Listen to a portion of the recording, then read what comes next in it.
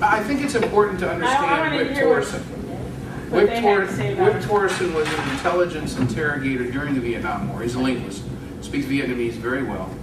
He spent an extensive amount of time in the DIA, POW, MIA section before he left. And he wrote at least one book, if not two, one of them being, I think it was Conversations with Victor Charlie. Yes. And in every instance, he said there was nobody left behind.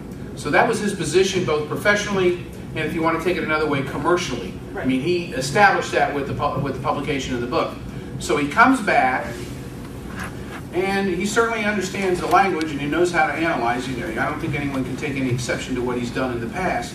And he says something totally contrary to everything he said before.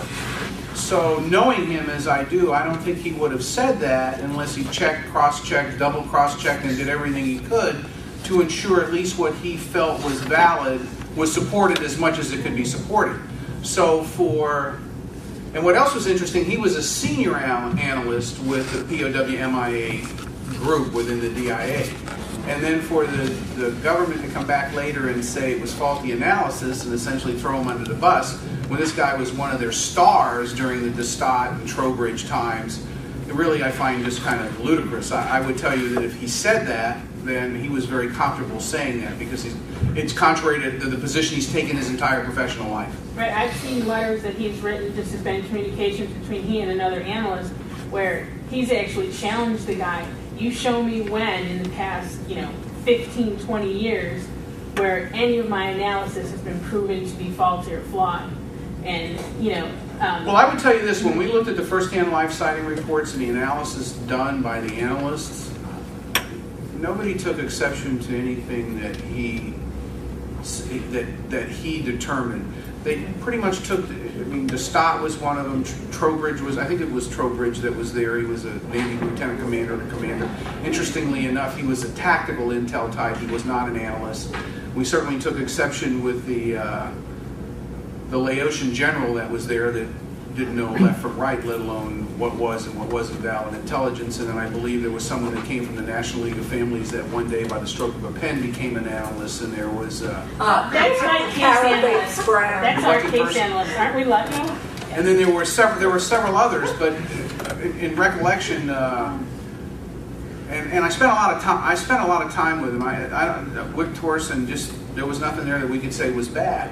Now, what we did find was interesting is in many instances they didn't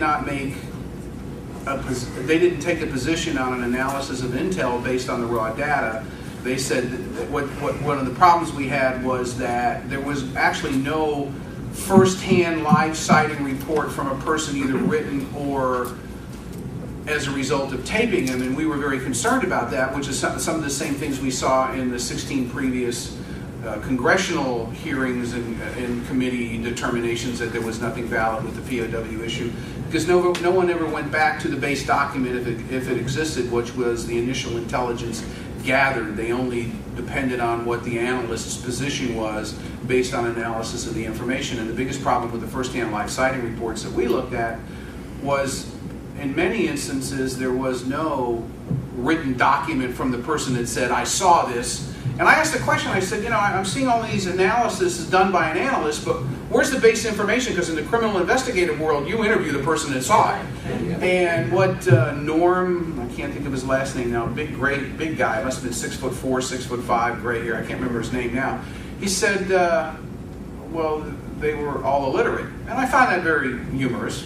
I said, so you mean to tell me that in every instance, everybody you interviewed, including former South Vietnamese officers who write something, are illiterate? And he pretty much said, yeah. I said, okay, then where are the tapes of their interviews?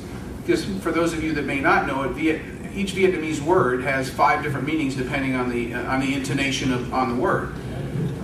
And was it Warren was the guy's name? Anyway, he said, well, we didn't tape them either because there was a lot of outside noise. So right then my position was, you don't know what the hell you're talking about. And that made everything suspect anyway. What was interesting is sometime later when Murkowski was being questioned during one of the hearings, he also admitted on all of the previous hearings he was involved with that they didn't use the raw data, they just used the analysis provided by the analyst, and that's where a lot of if there wasn't a concerted effort to debunk it, there was certainly a lot of bad work.